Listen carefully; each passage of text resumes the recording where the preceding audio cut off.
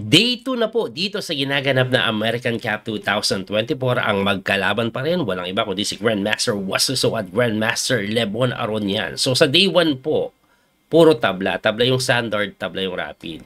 Ngayon pong day number 2, tabla ulit yung standard. At eto na po yung pang-apat na laban. 1.5, 1.5 ang score eh. So kung mananalo si Wasuso dito, mag-move on po sila dun sa rapid. Pag nanalo si Lebon, champion na si Lebon. At pag natabla, meron pa silang blitz tie break. Ano ang nangyari? Tingnan po natin. Puti dito si Wesley. Ang tinira po ni Wesley D4, nag-knight F6 si Lebon, C4, E6, knight C3, bishop B4, Nimso Indian defense, no?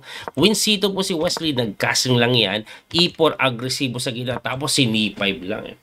Pagka C5, sabayan yan, E5. Pagka E5, kinapture lang po yung D4 na kung saan tinirahan ng A3. Pagka A3, umatras yan. Tinirahan ng capture sa kabayo, tinex po yung D3. Siyempre, bawian, medyo magulo, no? Pero okay po yung linya na ito sa white, sabi dito ng engine, eh. Kasi may B4, ayan, no? Excellent move. Pag takbo niyan, kain sa G7. So, ibig sabihin po nito, hindi maganda yung pawn structure o ng king side ni Lebon. So, ang tinira po niya, nag-rook E8. Nag-knight F3 si West na hindi pa nga ganun kaganda eh. Ang pinakamaganda daw, Bishop D3, threaten mo na agad eh. Para mapwersa po magganon na.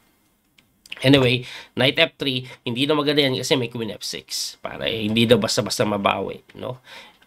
Kaso, ang tinira po niyan, D5 na mali. Kasi pagka D5, hindi po ito nakita ni Wesley, Knight G5, mamatiin sa H7, ang only way to defend F5 na kung saan mag-create ng weakness, di ba?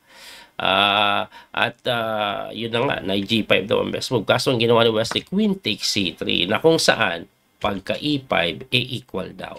So, kinapture po ni Wesley yung D, pawn, tinira naman E4, atakado po yung kabayo na tumalon sa D4, Bishop E5, pinin lang, nag-Bishop B2, at kung titingnan nyo yung oras ni Wesley, 10 minutes na lang si Wesley, samantalang si Lebon is 14 minutes pa. Anyway, nag-knight D7 yan. Bishop B5, pinipin po na tinirahan ng A6. Pagka A6, kinapture yan. Mali daw. Ang tamang tira, Bishop A4. Kaso natakot siguro si Wesley sa mga ganon. Pero okay lang daw, atras ka lang eh. Anyway, nag-Bishop takes D7. Ang tinira, Bishop takes D7, nag-castling. At pagka-castling, ubos na daw po si West. Alam nyo kung anong tira?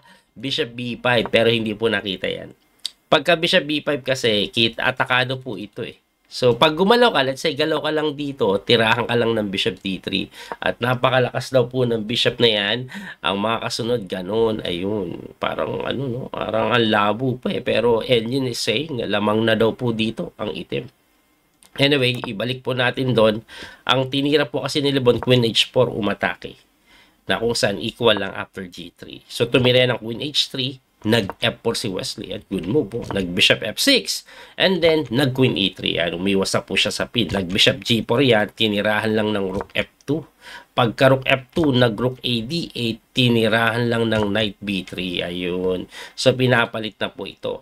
At ang ginawa dito ni Lebon, matindi, tumira po ng brilliancy move. Kasi, tingnan nyo, inatake yung bishop eh. So, parang obvious na kailangan mo kainin. Nag-rook takes D5 lang. Binigay lang po yung bishop na kung saan kasi pag kinapture mo yan, tirahan ka lang ng rook D3. Ayun, no. Saan pupunta rin na mo? Let's say, tumakbo ka. Saan mo maganda tumakbo? Dito or dito sa bahay? Pag tumakbo ka dyan, kakainin lang to. Eto, matutulak ng maitutulak. Aray ko po, ang hirap niyan.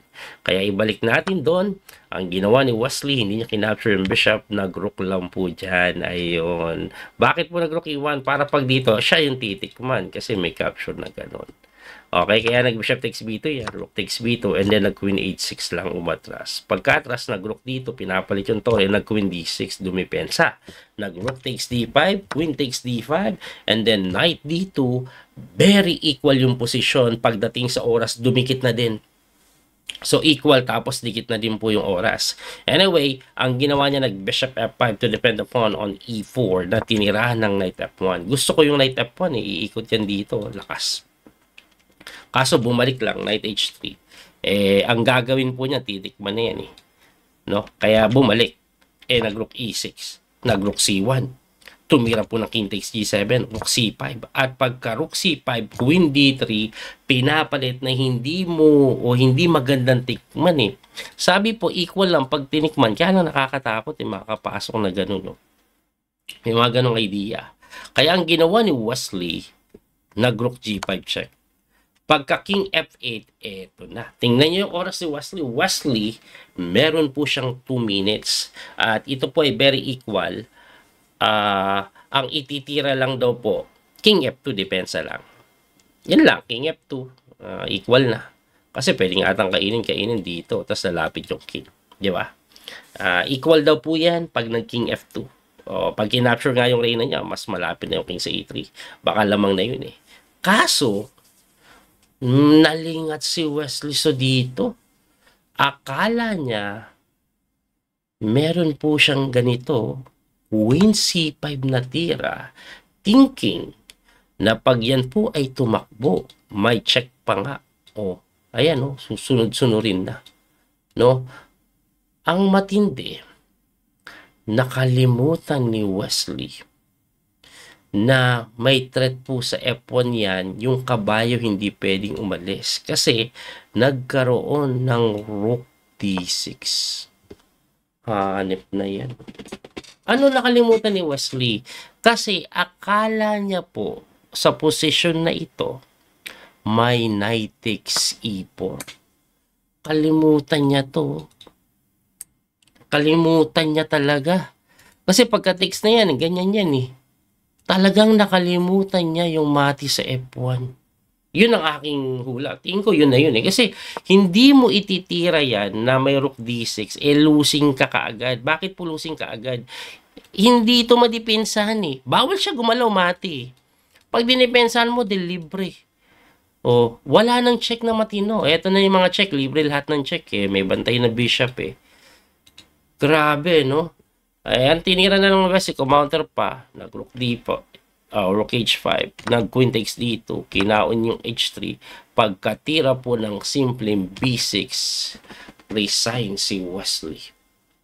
Bakit po siya nag-resign? Anong ititira mo? Pag umatras ka ng ganito, checking ka sa ilalim. Angat ka, tore, gano'n. Grabe yung tore dito. Sa gilid, walang ginagawa. Grabe yung blunder ni Wesley. Nakakalungkot naman yun. Dito, balik natin, ha. Nakalimutan niya, hindi pwede umalis yung knight mati dito. Nawala sa isip niya kasi simplihan mo lang, king F2 ka lang eh. Equal yan eh. Equal yan.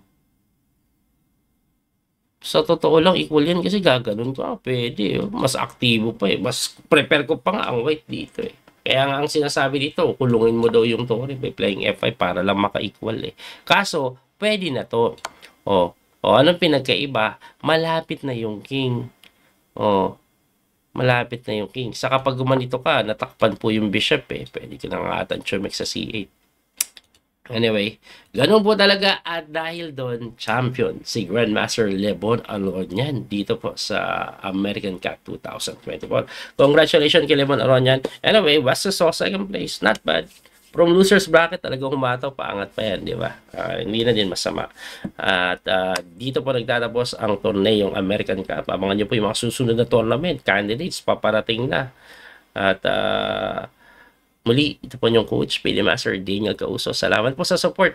Don't forget to like and share. Hanggang sa muling pagkikita. God bless po mga kabiyahe. Thank you. That little mouse, 'cause I'm an albatross.